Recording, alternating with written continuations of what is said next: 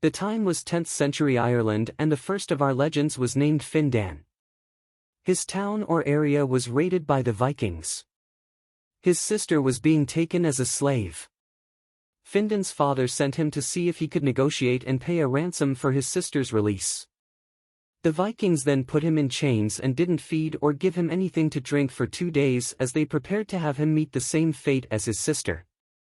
Who knows the conversations the Vikings had over those 2 days? Maybe the ransom payment now was at least upfront coin, versus a possible slave purchase later down the line, but whatever the decision-making process was, the Vikings let Findan and presumably his sister go. A second Viking raid happened where Findan was staying and he succeeded in staying alive by hiding. It must have been truly horrifying to listen to people you know get murdered or taken to slavery by the Vikings as you hide. Presumably Findan continued on this life. Then a third Viking raid happened.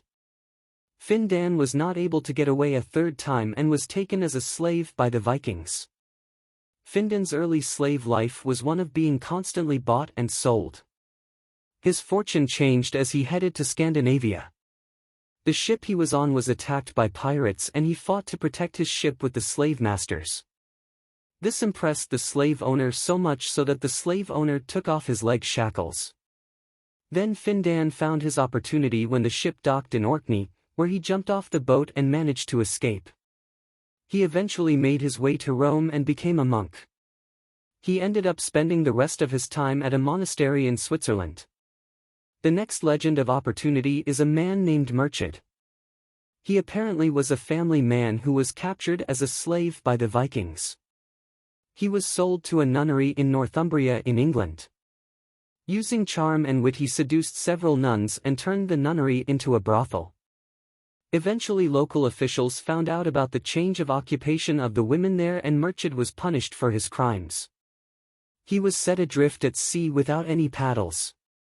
Murchid was caught at sea by the Vikings again and sold in Germany, where he found the company of another woman.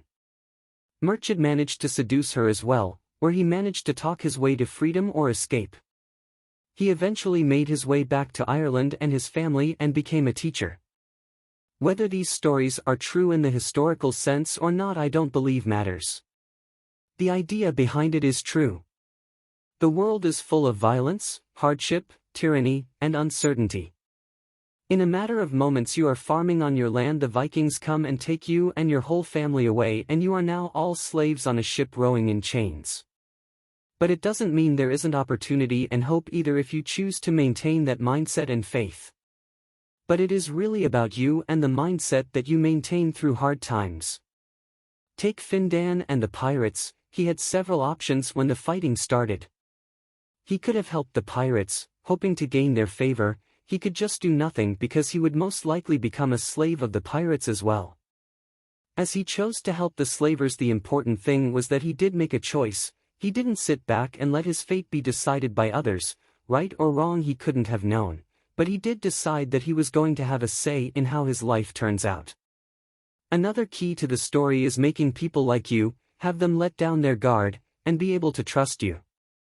I am sure the slaver-slave relationship is a contentious one, but Findan managed to get the slaver to take the leg irons off, without the suspicion that he would at some future point run away.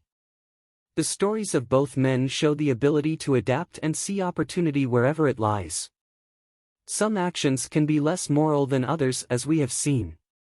There is always another course of action to take. Sometimes it's fighting, charming others, or sometimes it's biding your time until you get your opportunity.